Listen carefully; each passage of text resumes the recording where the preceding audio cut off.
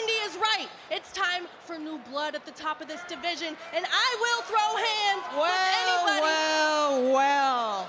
If it isn't Nikkita Lyons. See, I knew I smelled bad TikTok dances and future regrets. Why the hell are you even out here, Nikkita? Don't you have more important things to do, like, I don't know, showing your assets off for Instagram? Anyways, back to reality. Roxanne's attempt for a title reign is going to be, so short, because Zoe, I'm sorry, but you're always so angry. And honestly, I don't think anyone wants to see an angry NXT Women's Champion. So I know that you and Nikkita don't like each other, but you don't have to insult her. I mean, I don't like Cora Jade, so I don't call her an egotistical, self-centered, self-entitled bitch. Hey, Wendy! I've had enough of this. OMG! So many girls! Girl fight! Oh, boy! Here we go.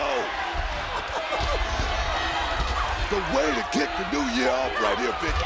This is it. This is it. Dawn. All these women want one thing. The NXT Women's title. It's all about the gold, man. It's all about Holy hell, they're all coming out, book. The women's division breaking down. They're bouncing around like soccer balls. It's the free fall. You see these kicks? You see these strikes? This got free fall, Vic. This is a Donnie Brown. Get out of the way, Alicia. Oh, I agree.